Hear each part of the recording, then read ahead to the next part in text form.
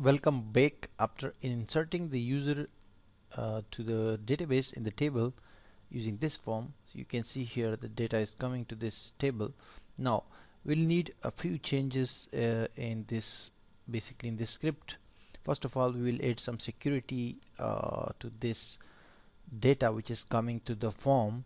So basically we can make it a little bit secure, and we can prevent users from injecting our database or our table, accessing our table to this form, because someone can post something like malicious code or a script in someone actually can send us a script using this form. For example, someone can write like this, a PHP code or something like some blah blah blah blah blah code, anything, like this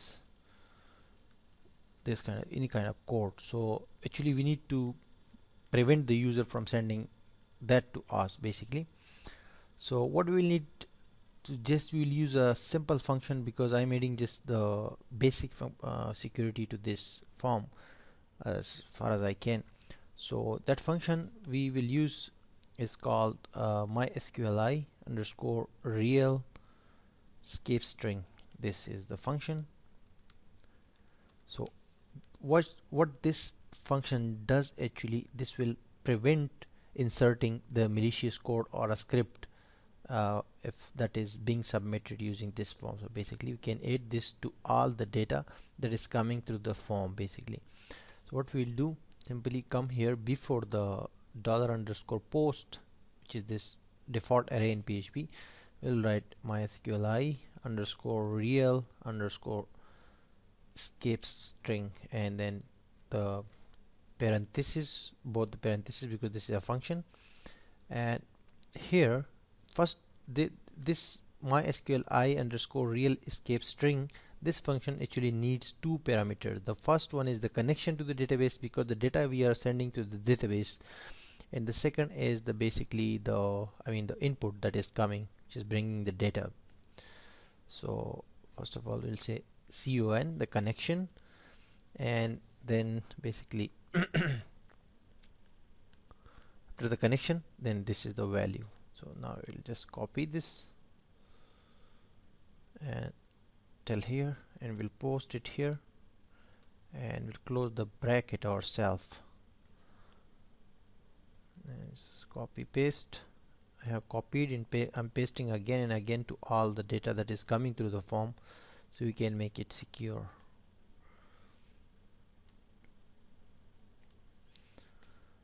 Yes, that's fine. I have done all this.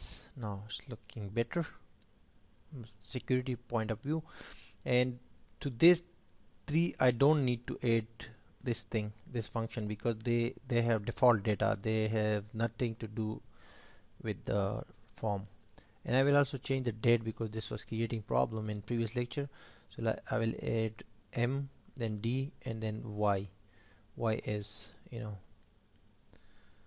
capital. So this is basically, I will use this format for date. M means month, D means date and day, and Y means year, and the other things will be the same. Now when we just register someone, so after that we just echo an alert in JavaScript, and the person sees that. But now we need to actually do two things here. First of all, we'll need to echo, and in another JavaScript tag we need to basically redirect this person to the page, which is using window.open command in JavaScript. Will redirect the person to home.php, and then comma, then in the another parameter we will say self. Self means just open a new window, window.open, redirect the person to this page, but this should be a self window, a window within window, so the user will not notice it. So that's it. Now one important thing here, whenever you are login or signing up or through Facebook or whatever website, when you are logging or log in or sign up, then what you do, basically you go to the home page of the website. So this is our home page in this case. But for for allowing the user to come to see the page or website, we need some more validation or some other important steps what we should do, because this person is straight coming to the page. So first of all, we'll need to register a session for this user, and after that we can destroy that session when the person is going to log out from his or her account. So the same thing you can see in Facebook, when you go there, log in, and then when you finish your work, so you then get just log out and then you come back. After that you have to enter your details again. However, in this social network, I have also included email verification step. So whoever is registering here, when they click sign up, so we'll show them a message here basically in this area, and we'll tell them that please check your email address or email inbox. We have sent you an email with instructions to verify your email. That kind of message we will show here. So after the user verify their email, then we will allow them to visit the home page, this page I mean that I just have given here, window.open home.php. But we cannot use the PHP mail function to send emails to the users using this localhost, because this project is right now on the localhost. You can see localhost / social network. That function we can only use when we upload this project to online web server, and this is live there, so we can then use this.